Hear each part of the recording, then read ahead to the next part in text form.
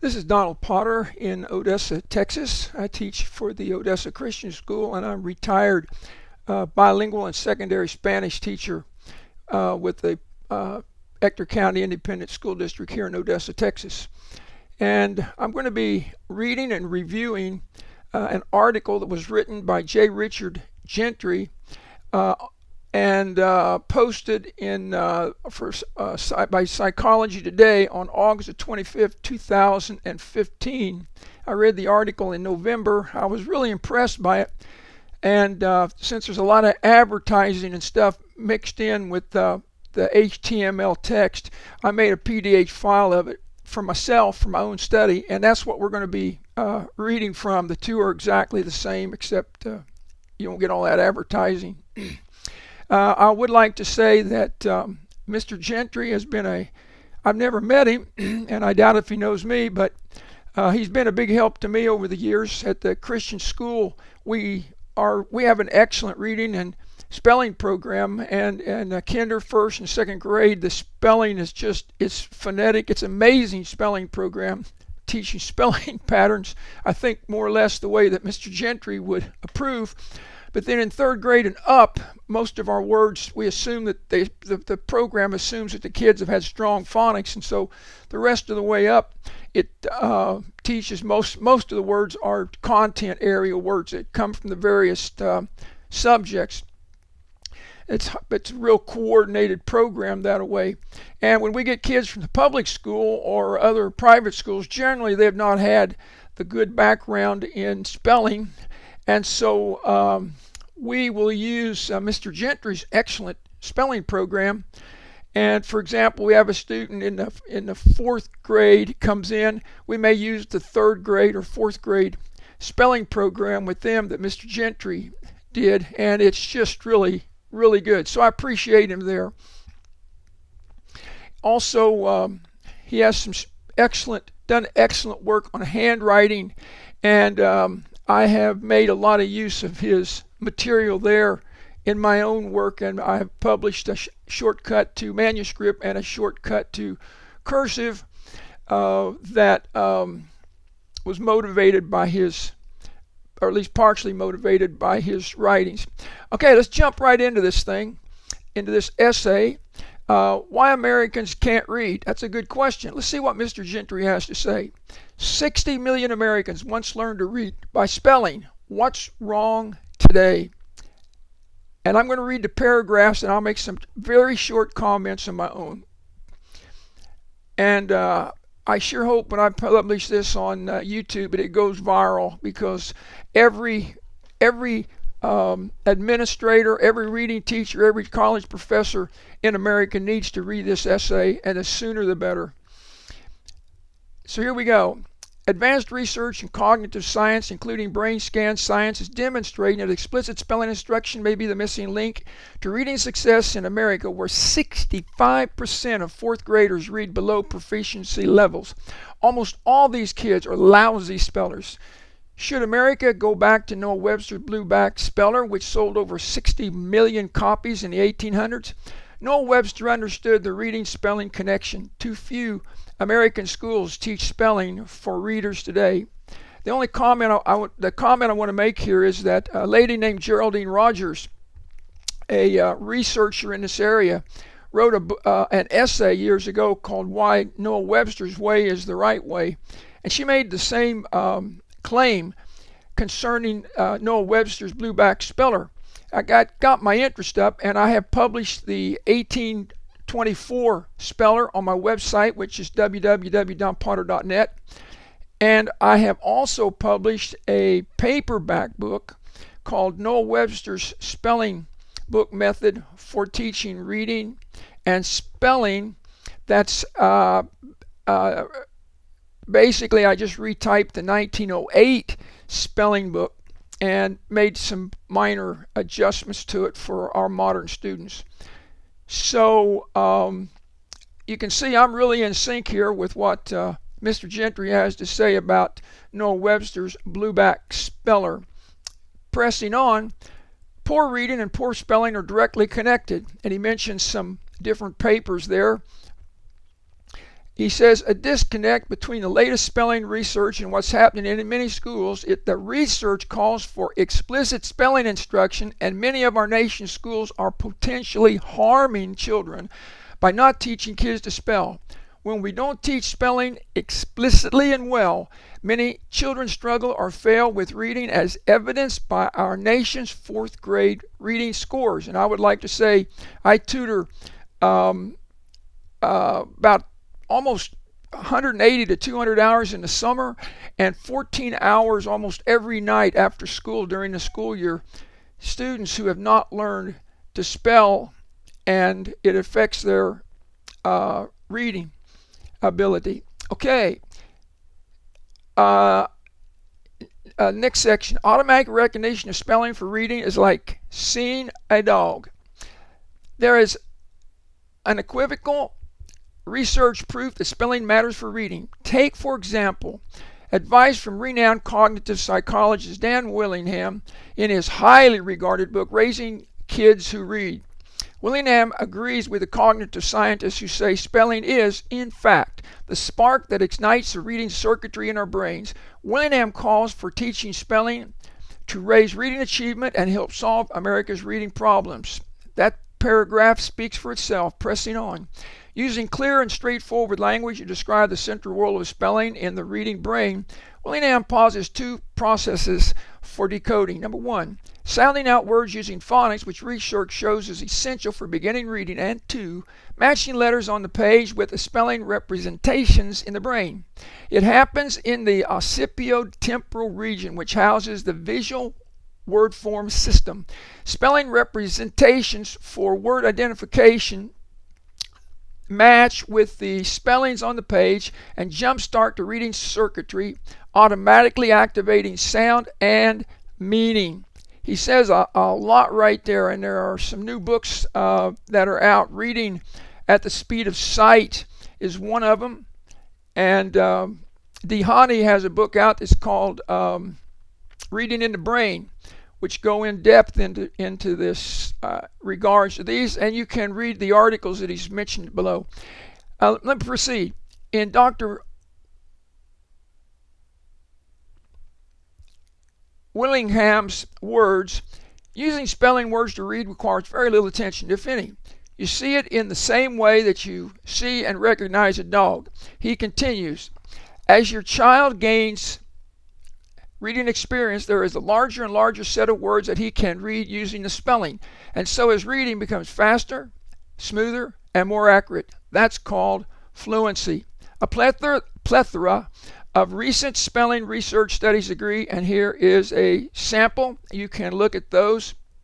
And again, you can access the Psychology Today article just simply by Googling the title of this article.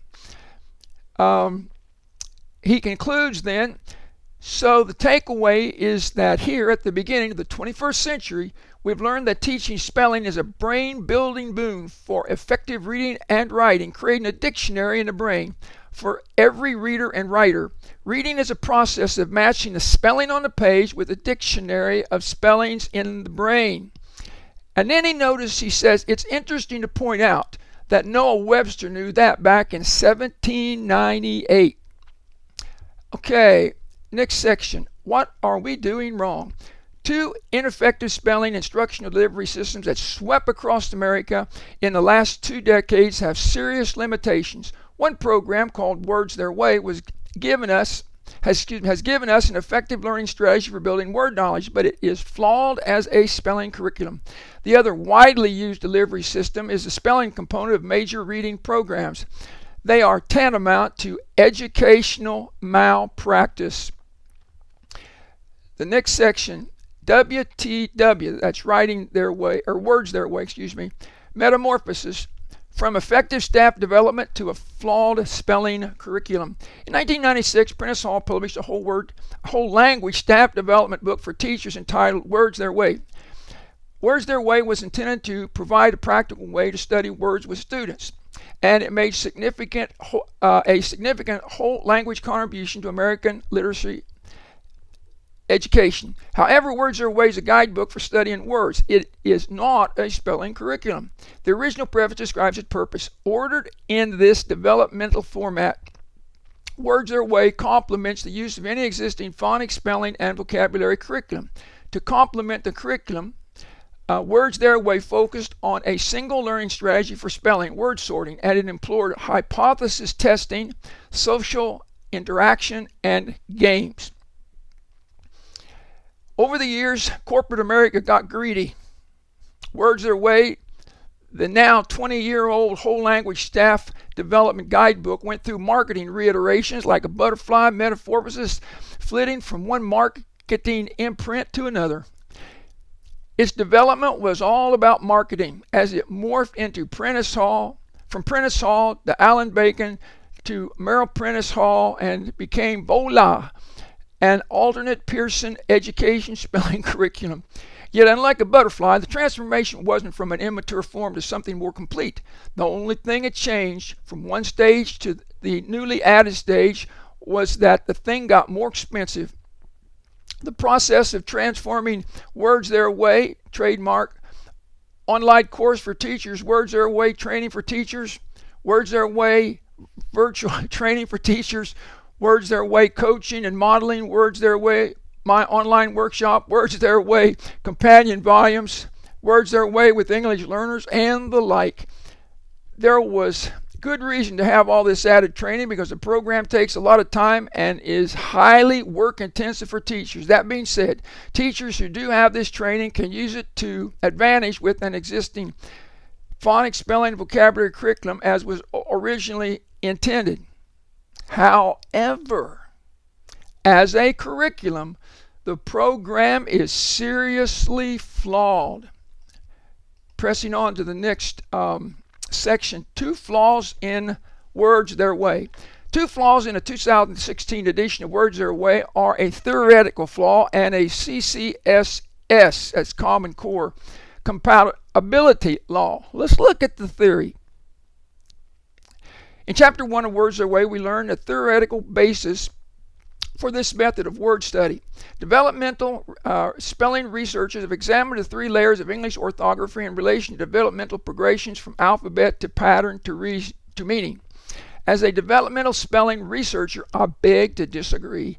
There is no developmental progression in the child's brain when constructing word knowledge that proceeds over time from alphabet to pattern to meaning.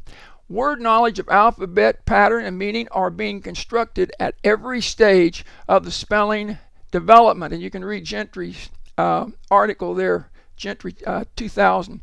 More importantly, spelling development does not continue to develop in phases or stages beyond a ceiling, which usually happens near the end of first grade, if students are developmentally on track. And I point this out, he says, in the Reading Teacher in a Referee Journal article about 16 years ago.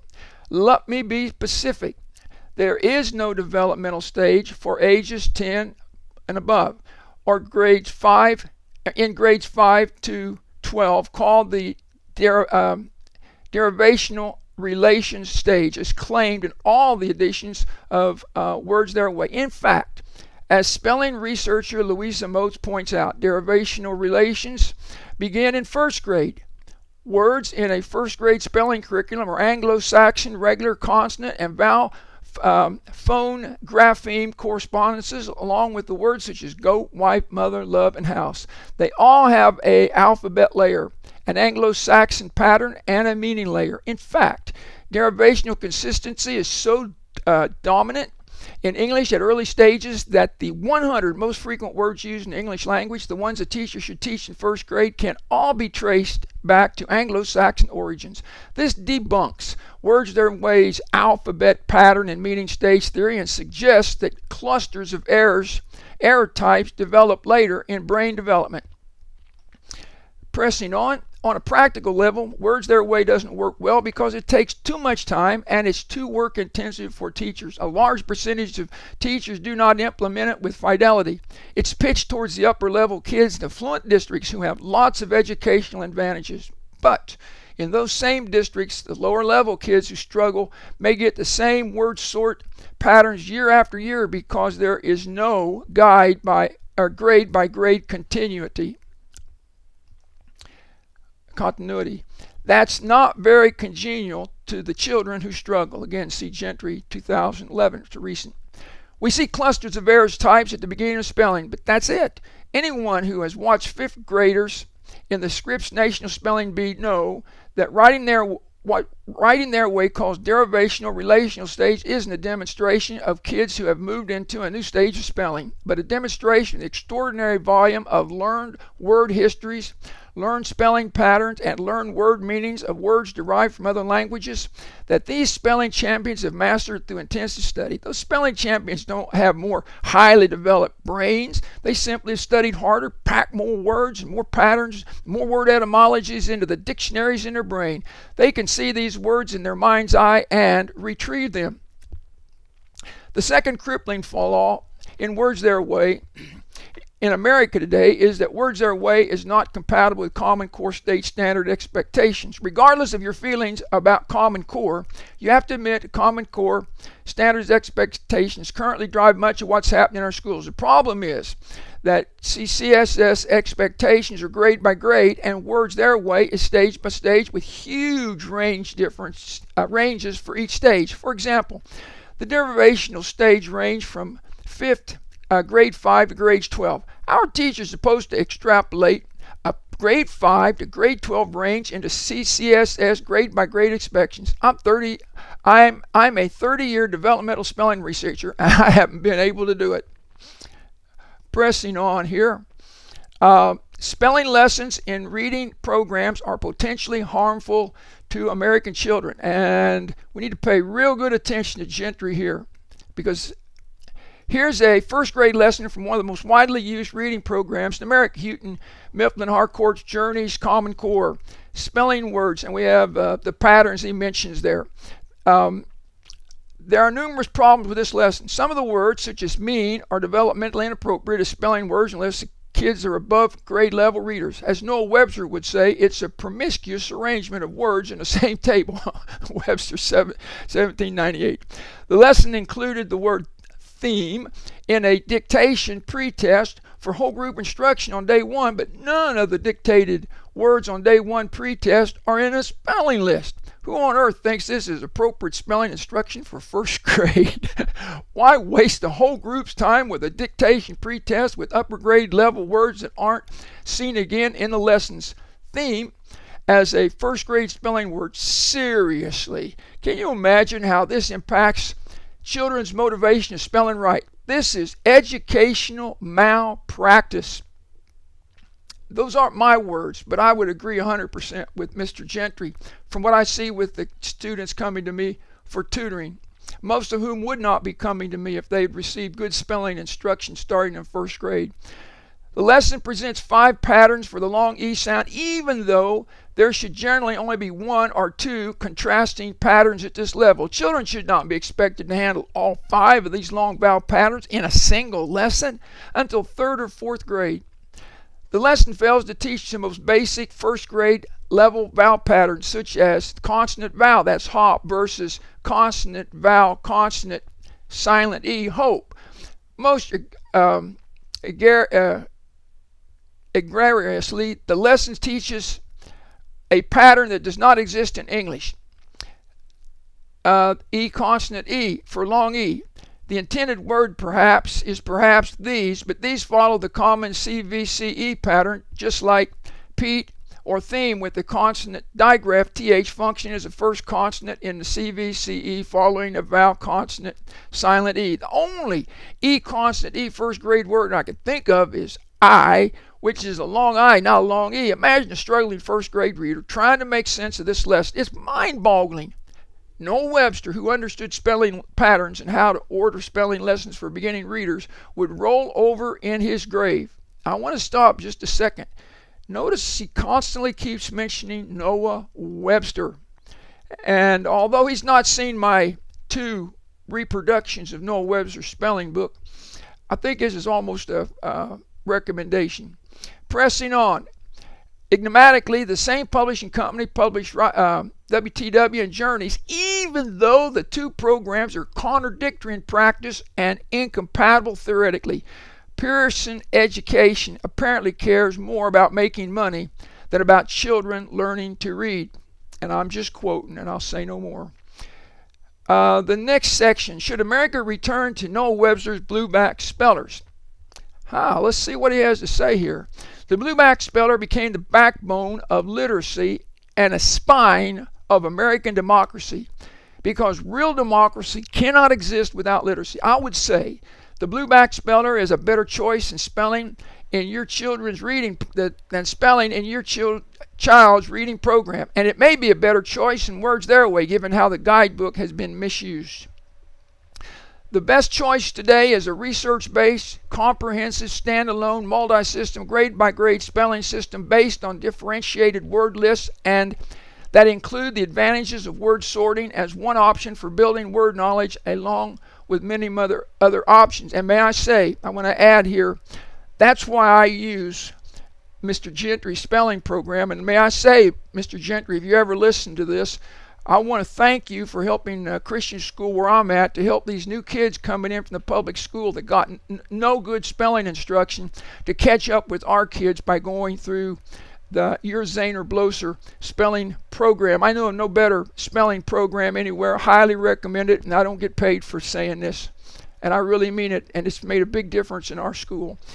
Pressing on, today's reading-based spelling program may be implemented in about 15 minutes a day of explicit spelling instruction.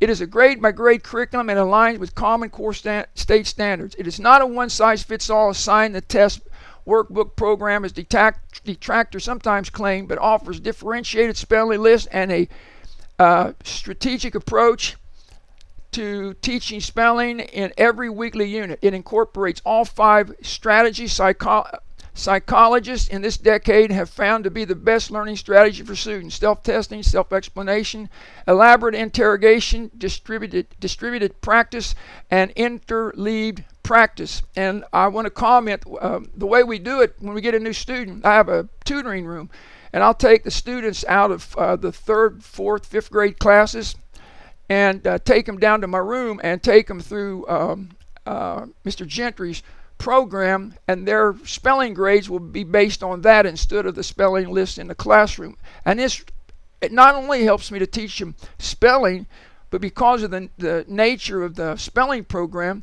it contributes significantly to their reading ability. Okay, enough said my part. We're almost done. I'm proud to, again, back to Mr. Gentry, I'm proud to be the author of a modern research-based spelling program. It's the only program adopted by the Texas State Board of Education, which is not a Common Core state. And while I may not be Noah Webster for the 21st century, I will continue to work hard to live up to the monkey or some teachers have given me, the spelling guru of America, the one who is dyslexic and learned a lot about spelling because my brain can't spell. If that doesn't work, maybe I'll stick with another monkey my editors have given me, Spellvis, the Elvis of spelling. In America, spelling is a missing link to reading success, along with background knowledge and vocabulary for comprehension and motivation for literacy. There's some urgency in this message. America, if you want children who can read and write, you will have to do a better job teaching spelling. All right, well, this is Don Potter, and here's some of the references that he has. Again, he mentions the 1789 spelling book. I have republished some of that. I haven't finished republishing the whole thing, but I have republished in very nice PDF format, hand-typed the entire 1824 spelling book, and I have retyped the entire 1908 spelling book. And I do have teachers, and I have taken students all the way through Webster's spelling book myself. The one student, the first one I took through, in fact, went from 3rd grade spelling in at the beginning of 6th grade to reading on at least a high school or college level. And he went on to be, from a remedial reader, he actually went on to be a advanced placement student. Again, this is originally posted in Psychology Today, August 25th, 2015. This is Don Potter, Odessa, Texas. Please visit my websites, www.donpotter.net and www.blendphonics.org. Help me share this. Let's make this video go viral so America can learn to read.